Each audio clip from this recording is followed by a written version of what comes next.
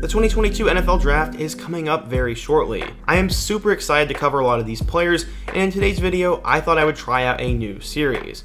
I personally think this year's draft class is loaded, especially at the running back position. And that is why today we're going to talk about 3 running back draft prospects, go through their story, who they are, and how I think they will translate to the NFL. But before we can get into today's video, I really appreciate you guys tuning in, so be sure to support the channel with the subscribe button, the like button, and a comment, as it really helps. Now, let's get started and talk about 3 NFL draft prospects at the running back position. So the first guy I want to talk about is Dameon Pierce from Florida. Right now, he's seen as a day 2 or day 3 selection, and if you're an SEC fan, you more than likely know who he is. But let's go back in time. As a kid, one of the first things he said was, quote, "I want to go to the NFL. It's been a dream since I was little. I'd love a chance to play on the biggest stage." Going back a little bit though, Pierce was born and raised in Bainbridge, Georgia, and he actually began tearing it up on the football field at the age of 8. He was always a running back, and this would lead him to rush for over 1,000 yards as a freshman in high school. His best season at Bainbridge High School ended up being his sophomore year, as he ran for over 2,000 yards with 33 touchdowns. When he got selected to play in the Army All-American game, he said, quote, "It's by far the biggest accomplishment of my life to this point. My family has instilled a strong value of education, and to already have the opportunity to go to college as well as keep playing the sport I love is tremendous." For his high school career, he ran for nearly 5,000 yards with 60 touchdowns and a 6.5 yards per carry average. He became a 4-star recruit and eventually picked the Florida Gators over Auburn. He would join Iverson Clement in the 2018 running back class, but Pierce would become the better of the two. According to 24/7 Sports, Pierce was the number 8 running back and the 201st best recruit in the nation. As a freshman at Florida, he was joined by new head coach Dan Mullen and a running back room that included Jordan Scarlett and LaMichael Pirine. He became the 3rd man in the rotation, as he'd finished with 425 yards and 2 touchdowns. His best game of his freshman year would come against Colorado State, as he ran the ball 5 times for 87 yards and a score. Going into 2019, the Gators had high expectations with Felipe Franks at quarterback, but as we know, he got hurt against Kentucky, and this led to the emergence of Kyle Trask. This led the Gators to pass the ball more, but Pierce became the number 2 back on the roster this year. He'd end up finishing the season with 305 yards and 4 touchdowns, which on paper was somewhat disappointing. 2020 was supposed to be Pierce's big year, but Florida had the 3 Ks in Kyle Pitts, Kyle Trask, and Kadarius Toney. So, once again, they passed the ball and didn't run that much. He'd still go on to run for over 500 yards and 4 touchdowns, as he would help the Gators win the SEC East and lose to Alabama in the SEC Championship. He would skip out on the 2021 NFL Draft and was finally expected to have his big breakout year. This is what happened. New quarterback Emory Jones would actually lead the team in rushing, and Pierce was joined by Malik Davis and Naquan Wright in the backfield. He finished with an underwhelming 574 yards rushing, but he was one of the top scoring backs in the nation, as he had 13 touchdowns, which was pretty insane and was one of the best of any back in the nation. Florida had a very disappointing year, but Pierce put himself on the NFL's radar finally. In 4 years with the Gators, he finished with 1,806 yards and 23 touchdowns and was invited to both the Combine and the Senior Bowl. He blew up while he was at the Senior Bowl and was seen as a 3-down back, as he showed burst, strength, and the ability to pass protect. This has led scouts to think he could be a day 2 or day 3 selection and could be someone who blows up even more if he performs well at the Combine. I recently saw him going in the 5th round, and I agree with that. I think he could be a steal for a team, and I'm curious to see how he is going to do. I like Dameon Pierce. The second guy we need to talk about is Lew Nichols. Maybe you've heard of him, maybe you haven't. He led all running backs in 2021 with rushing yards, and that's why I think he could be an impact player at the next level. But going back in time, Arthur Nichols grew up in Michigan and was always a big-time athlete. He originally went to Southfield A&T High School, but would later decide to transfer. Where would he go? Cass Tech High School. This was one of the better high schools in the area, and as a junior, he would share the backfield with Kyren Mangum. And in case you don't know who he is, he was a starting running back for Colorado, who now starts for South Florida. It looks like they ended up picking the wrong guy out of the two. When it came to recruiting, Lew was your average 3-star recruit. He eventually became a MAC commit as he chose Central Michigan, but he had big-time interest. He picked the Chippewas over Pittsburgh, Purdue, Indiana, Minnesota, and Cincinnati, so it's not like he didn't have plenty of options. So why did he go to Central Michigan? He said, quote, "The coaches and how they recruited me during the process were the determining factors.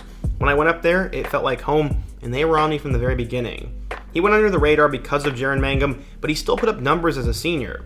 He ran for 1,078 yards with 23 touchdowns, which was pretty incredible.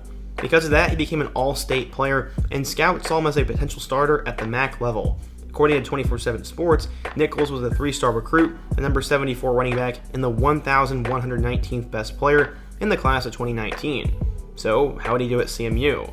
Well, he came in there with high hopes, and he redshirted his first year on campus. But because of the rule, he was allowed to play in a couple of games, so he finished with 89 yards rushing. In 2020, he became the second-string running back, as he finished with 508 yards and 4 touchdowns in a very short MAC season. He did show flash of the future in 2020, though, as against Eastern Michigan, he ran for 196 yards and 2 touchdowns in their win, but he was not happy with being option number 2 on the team.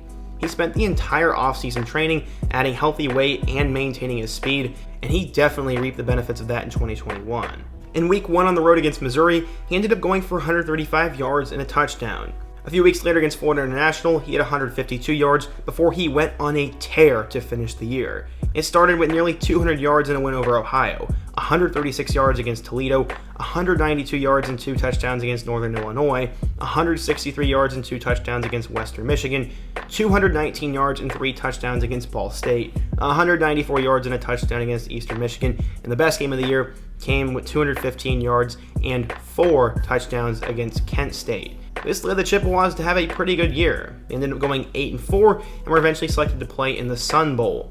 They'd play against Washington State, and this would be Lew's final game. In their win over the Cougars, he'd finish with 138 yards and 1 touchdown, and he would finish his CMU career on top. As I said, he led the nation in running as he ran the ball 341 times for 1,848 yards and 16 touchdowns. He's also effective in the passing game, as he had 40 receptions for 338 yards and 2 scores as well.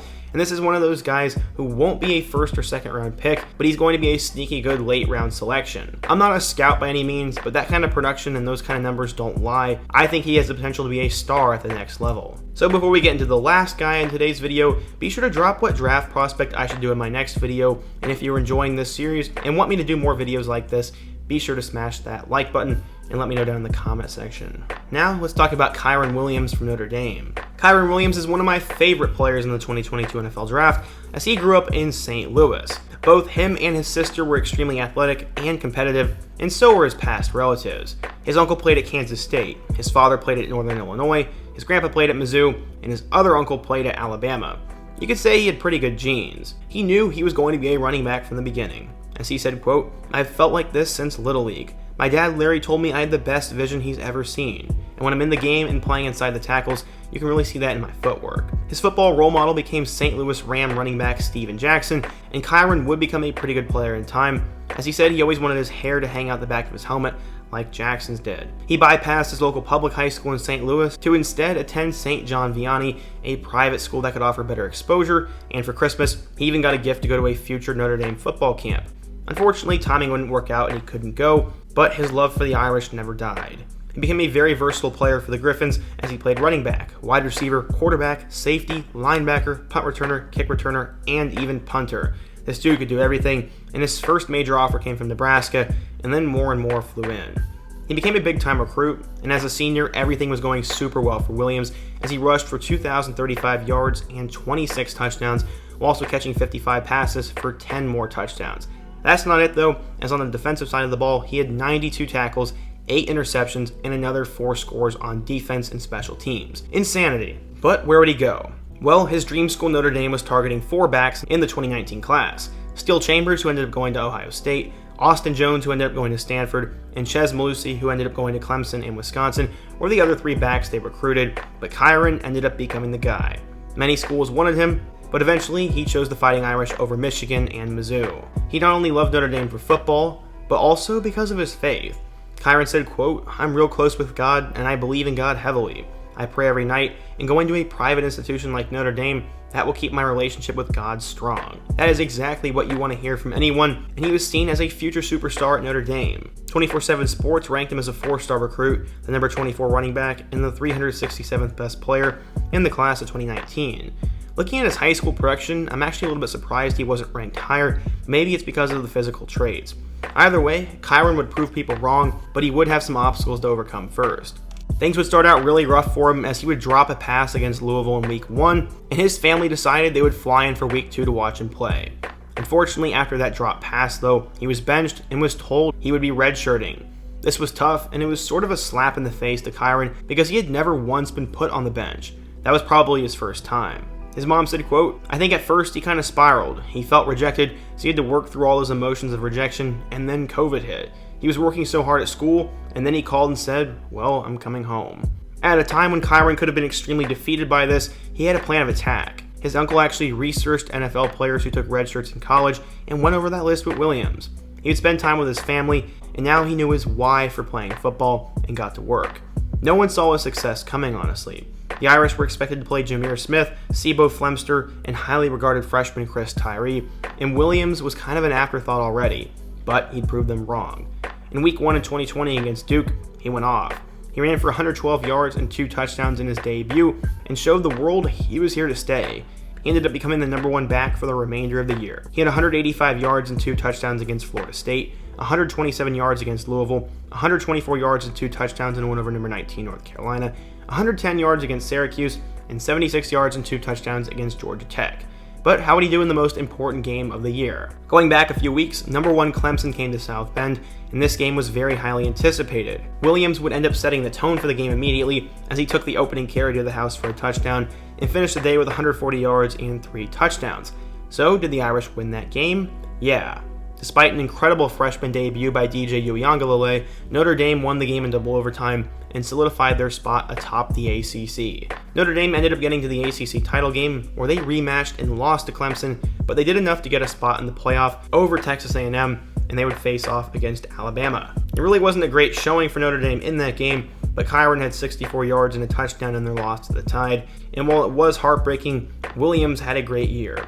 He finished with 1,125 yards and 13 touchdowns, which was one of the best single-season statistical performances for a Notre Dame running back ever, and the best since the 2000s. He broke out and said it was because of one reason. Quote, "It's all a mindset. My mindset has never changed since the end of the season last year. It's always to be the best version of me each and every day. So when there's work to put in, I'll be able to make sure that my dreams come true."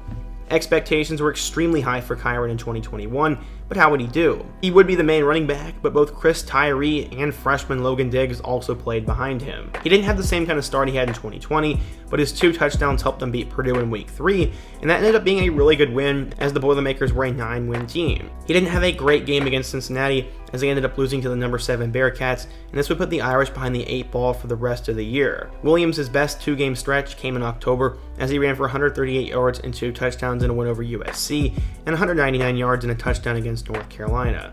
He combined for 10 scores in his last 6 games, and against Stanford, he'd have 2 scores, which was how he would leave the college football world. Kyren finished with 1,002 yards and a career-high 14 touchdowns, and decided he would enter the NFL draft and opt out of the bowl game. So where will Kyren likely go?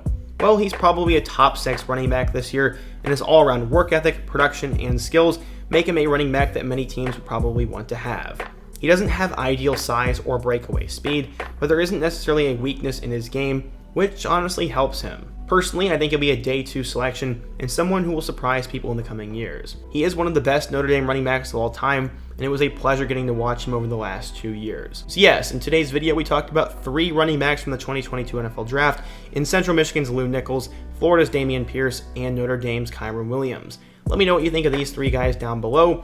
Let me know if I should do more videos like this, and if I should, drop what draft prospect I should include in my next series. Before you go, don't forget to hit that like button, subscribe if you're new, and check out all my other videos on the end screen.